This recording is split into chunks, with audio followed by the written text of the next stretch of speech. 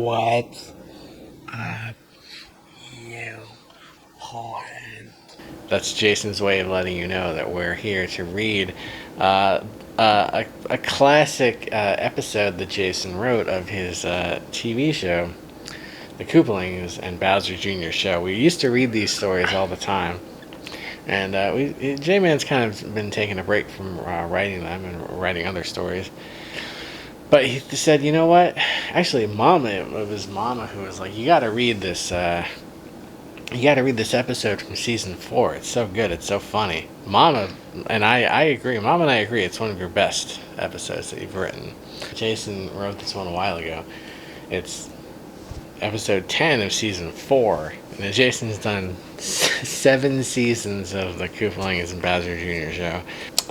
This episode's called Petey's Comedy Show.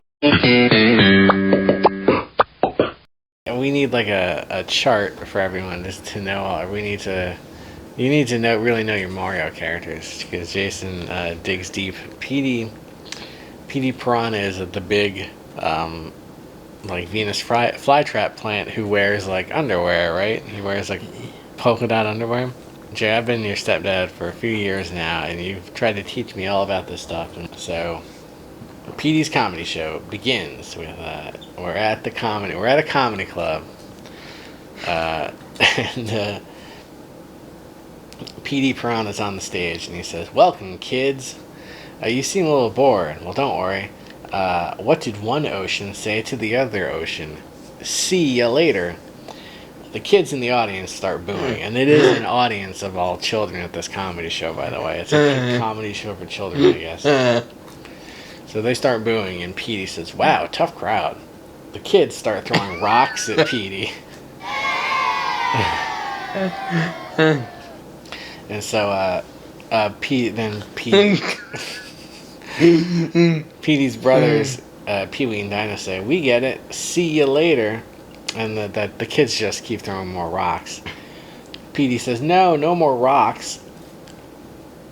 And the kids turn around and start throwing rocks at their own parents. I guess their parents brought them to this comedy show against their will. The parents aren't bothered. The parents aren't bothered by the rock throwing until some of the kids start to pick up a boulder. And Petey says, "No, put that giant boulder down." The kids put down the boulder and start crying. Petey says, "All right, it's okay." The kids continue crying, and Petey says, "Come on, quit your whining." The children cry so much that their tears fill the entire room, and they go into Petey's mouth.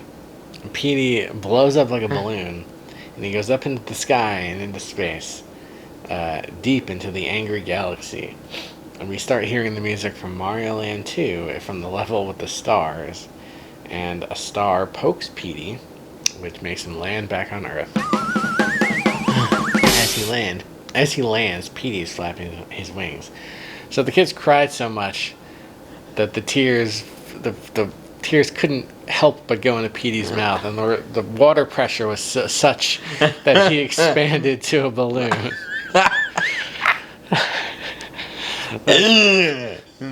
That's intense. So Petey says, "Now you kids, you better be good. We're gonna go to the meat farm." So Petey goes to the meat farm, but the kids stay in the comedy club. The meat farm. What is that?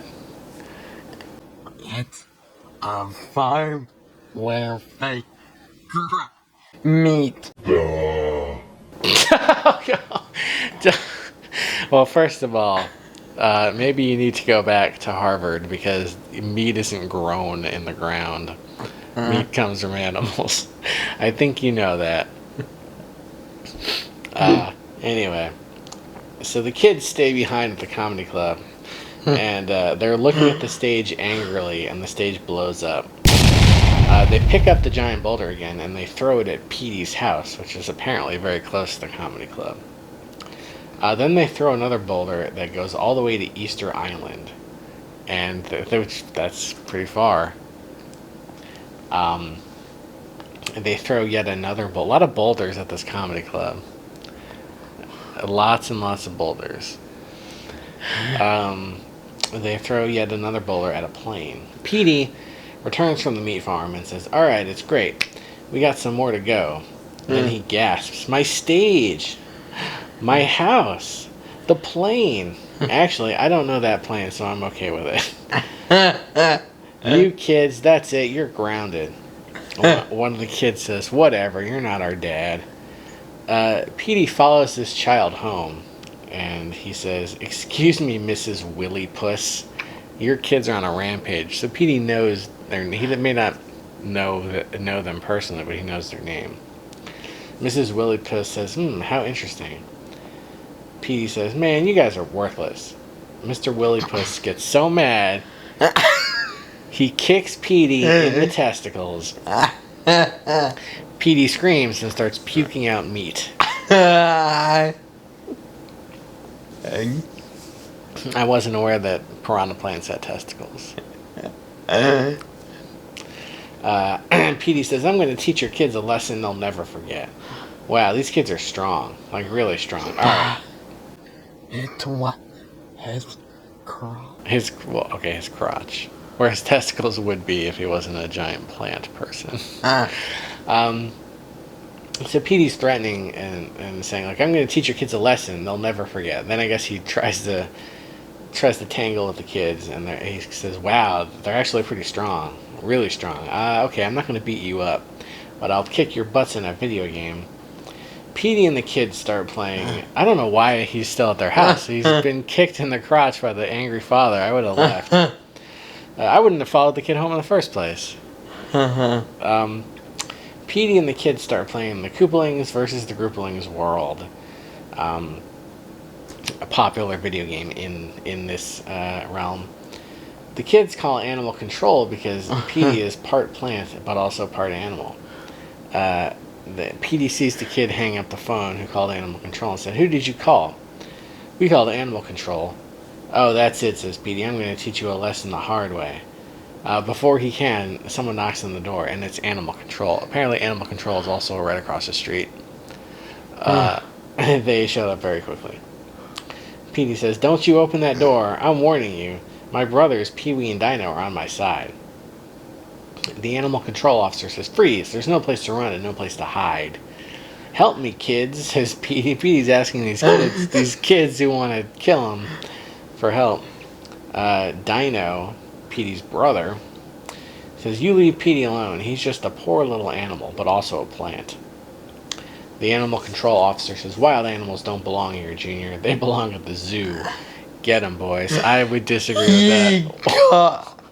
Wild animals do not belong at the zoo. They belong in the wild. Called him Junior. Yeah. He did.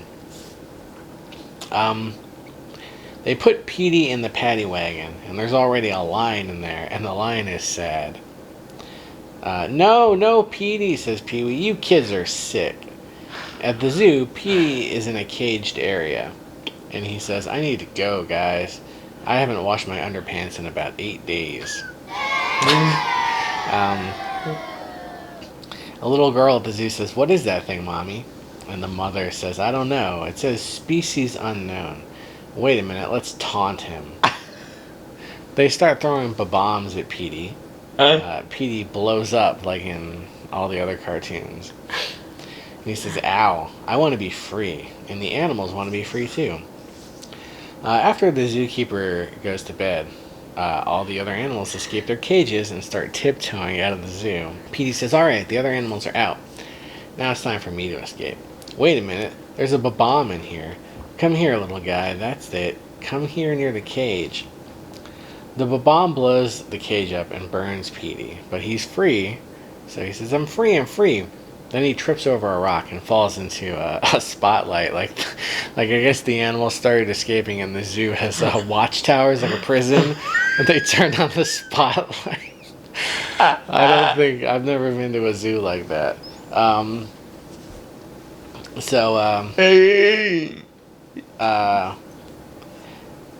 Animal Control says, "You've escaped. Let's go get him." Petey jumps into a bush and says, "They'll never find me." Animal Control says, "Where did he go?" They see that part of the bush has white dotted underwear. That's Petey's underwear. They say, "Let's go." "Those guys are too bright," says Petey. "Let me put on this gorilla suit." So he puts on the gorilla suit. Those aren't too bright. Oh, they aren't too bright? I'm sorry, I misread it. Those guys aren't too bright, so Petey puts on the gorilla suit, and that actually does let him escape. And he goes back home. Hi, guys. Petey and Dino run up to... Pee-wee and Dino run up to Petey and give him a hug. "Don't worry," says Petey. "It's alright." Then we cut back to the Willypuss family. And Navel, who is another piranha plant, so Navel shows up and eats the Willypuss family, and then he burps. The end. So that, that story just kept getting crazier and crazier. And it is, it is one of your funnier stories, wackier, weirder stories. It's never explained why Petey is doing a comedy show for children who are there against their will, or why there are so many boulders in the comedy club, or why Petey thought it would be a good idea to go to the meat farm. Yeah, that's really inspired work, Jason, and I hope people on YouTube appreciate it, because we are constantly referencing this story here at the house. It's if you never do anything else, Jason, that'll be what that might be the story you're remembered for. If Nintendo only buys one episode of your series, they need to buy that one. So, you have anything you want to add about this story? If you know what favorite topic, let us. Yeah, if you're a regular, long-time viewer of the J-Man the Jokester YouTube channel, and you have a favorite story that Jason has written of the Kooplings and Bowser Jr., or any of the stuff Jay has come up with, please let us know in the comments. I mean, it's hard for me to remember which stories we read and which ones we haven't. This one is definitely up the aisle, but I do also really enjoy the episode where Gilbert Gottfried magically appears in the Kooplings' kitchen on Christmas Eve. Until next time, YouTube. Enjoy yourselves. Have you checked your mail today? That'd be difficult considering that it is my mail. What is it? The princess got kidnapped again. It's a shame.